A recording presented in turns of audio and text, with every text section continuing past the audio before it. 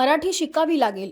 हिंदी भाषिक रिक्षा चालकांची मुजोरी खपवून घेतली जाणार नाही, असा सज्जड दमच रिक्षा चालक आणि रिक्षा संघटनांना परिवहन मंत्री प्रताप सरनाईक यांनी दिलाय. हिंदी भाषिक रिक्षा चालकांसाठी काय नवीन नियम असणार आहेत? परिवहन मंत्री प्रताप सरनाईक यांची भूमिका काय आहे पाहूया. गेल्या 105 दिवसापासून राज्यातील टॅक्सी व रिक्षा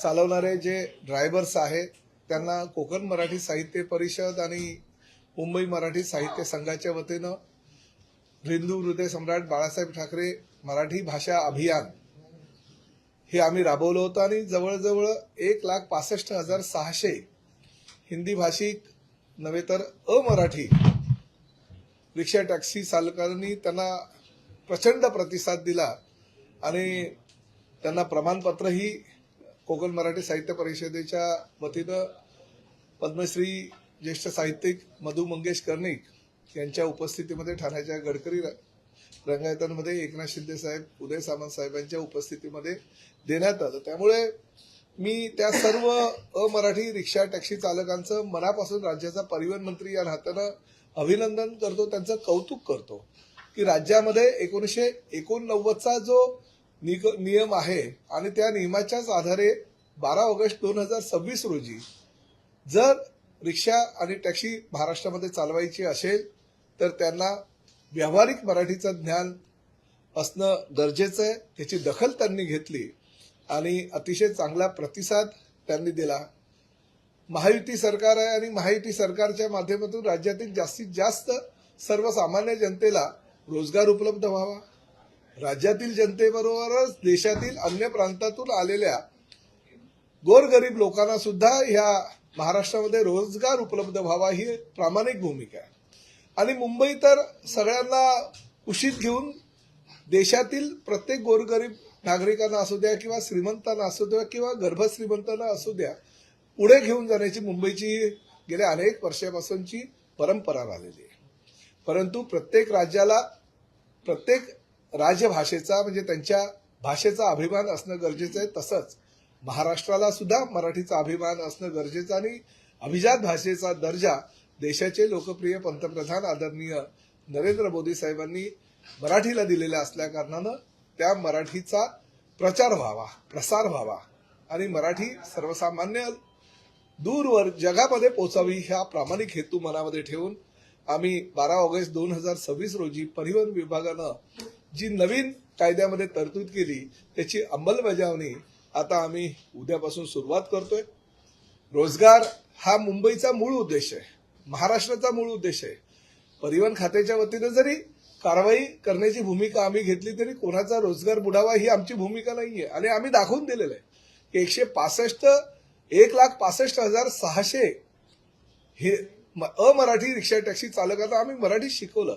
म्हणजे कोणाजवळ कोणाच्या पोटावर किंवा कोणाच्या रोजीरोटीवर गदा आणण्याचा आमचा मुळीच प्रयत्न नाहीये. परंतु शेवटी ही महाराष्ट्राची अस्मिता, महाराष्ट्राची संस्कृती टिकवणं सुद्धा फार गरजेचं आहे. आणि म्हणून जे अमराठी रिक्षा टॅक्सी चालक असतील जे अद्यापपर्यंत त्यांनी ह्या मोहिमेमध्ये भाग घेतला नाही, ह्या अभियानामध्ये भाग घेतला नाही, काही तर रिक्षा टॅक्सी चालकांनी व्हिडिओ प्रकाशित केले.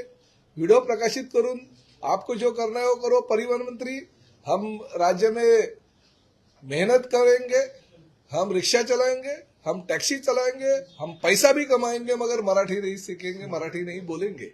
ही मगरुरी किंवा ही मुजोरी जर कोणाची असेल तर त्याला कायद्याच्या कक्षेत राहून उत्तर देणं आमचं कर्तव्य आहे. आणि त्यामुळे उद्यापासून 12 ऑगस्ट 2026 रोजी जो नियम, जो कायदा आम्ही पारित केलेला आहे त्या कायद्याच्या अनुषंगाने जर कोणाला व्यावहारिक मराठी भाषेचं ज्ञान येत नसेल तर त्याच्यावर कारवाई करण्याची जी मोहीम आहे ती मोहीम आम्ही चालू करणार आहोत. सर्वप्रथम प्रत्येक रिक्षा चालकाला ज्याला मराठीचं व्यावहारिक ज्ञान नसेल त्याला नोटीस देणार. 1 महिन्याच्या नोटीसमध्ये जर त्याला व्यावहारिक मराठी भाषेचं ज्ञान आलं नाही तर त्याचं जो बॅज आहे, जे लायसन आहे ते 3 महिन्यापर्यंत निलंबित करण्याच्या सूचना परिवहनच्या सर्व अधिकाऱ्यांना आम्ही दिलेल्या आहेत. परंतु ती वेळ येऊ नये अशी आमची प्रामाणिक भूमिका आहे. 1 महिन्याचा कालावधी अनेक रिक्षा टॅक्सी संघटनांच्या नेत्यांनी आमच्याकडे मागितला. अनेक जे राजकीय पक्षाचे नेते आहेत त्यांनी आम्हाला सांगितलं की आम्हाला मुदतवाढ हवी आहे. परंतु माझं असं म्हणणं आहे की कायद्याच्या कक्षेमध्ये राहून आम्ही ही मुदतवाढ त्यांना देतोय. म्हणजे 30 दिवसाची मुदत आहे, पण ती आता कायद्याच्या कक्षेत राहील. आतापर्यंत 105 दिवसाची जी मुदत दिली होती ती कायद्याच्या कक्षेत नव्हती, ती मानवतावादी दृष्टिकोनातून आम्ही दिली होती. आज 30 दिवसाची मुदत दिल्यानंतर जर 30व्या दिवसापर्यंत तुम्हाला मराठी भाषेचं व्यावहारिक ज्ञान नाही आलं तर नाईलाजानं का होईना, पण आम्हाला तुमचं लायसन्स जे आहे, बॅच जो आहे तो 3 महिन्याकरता निलंबित करता येईल. परंतु तो 3 महिन्यामध्ये सुद्धा जर तुम्ही शिकला नाहीत तर मात्र तुमचं जे बॅच आहे, तुमची मुजोरी जी आहे ती जाणीवपूर्वक आहे. मराठी भाषेचा तुम्ही द्वेष करता, महाराष्ट्रामध्ये मराठी संस्कृतीचा तुम्ही द्वेष करता असं समजून पूर्णतः तुमचं लायसन्स आणि बॅच रद्द करण्याचे अधिकार आम्ही आरटीओच्या अधिकाऱ्यांना आता दिलेले आहे. आणि कायद्याच्या कक्षेमध्ये राहून मराठी भाषा पूर्ण जगभरामध्ये पोहोचवणं, मराठी भाषेची संस्कृती महाराष्ट्रामध्ये रुजवणं. तुम्ही या, रोजगार उपलब्ध आमच्याकडे आहे. तुम्ही या, रिक्षा चालवा, टॅक्सी चालवा, व्यवसाय करा. आम्ही तुम्हाला सगळ्या सुविधा पुरवून देऊ. आज आम्ही आनंद दिघे साहेबांच्या नावानं एकनाथ शिंदे साहेब मुख्यमंत्री असताना जे महामंडळ स्थापन केलं होतं त्या महामंडळामध्ये सुद्धा आता जवळजवळ आमचे 37,000हून जास्त सभासद झालेले आहे.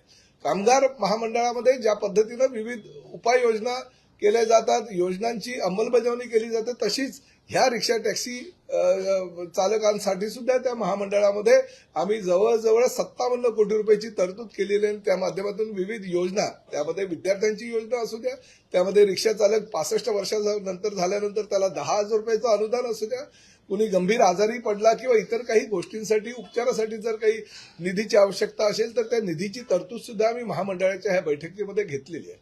परंतु शेवटी कायद्याच्या कक्षेमध्ये राहून मराठी येणं अनिवार्य आहे.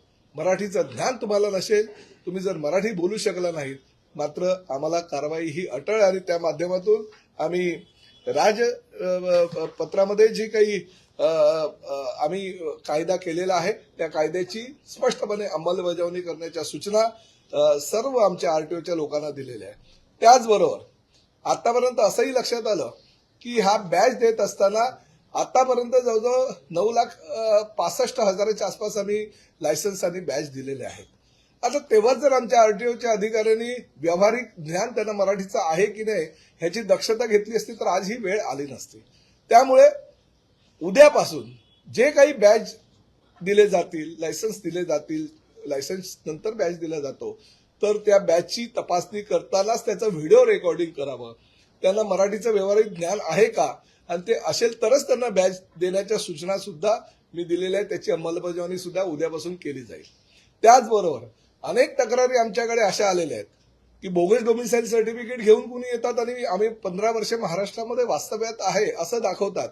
त्यामुळे त्या बोगस डोमिसाईल जर कोणाचं असेल तर त्याची तपासणी करावी. खरं डोमिसाईल असेल तर त्या आरटीओच्या अधिकाऱ्यांनी त्यांच्या घरी जावं, माहिती घ्यावी ते बोगस आहे की खरं आहे, प्रमाणपत्र आहे याची पोलीस स्थानकाच्या माध्यमातून चौकशी करावी आणि नंतरच त्याला त्याचा बॅच द्यावा, अशा सूचना सुद्धा आम्ही केलेल्या आहेत. त्यामुळे भविष्यामध्ये महाराष्ट्रामध्ये राहून जर असं कोणी मुजोरी करत असेल आणि चुकीच्या पद्धतीने आणि बनावट कागदपत्राच्या आधारे बॅच घेत असेल, लायसन्स घेत असेल, परमिट घेत असेल तर त्यांनाही आळा घालेल.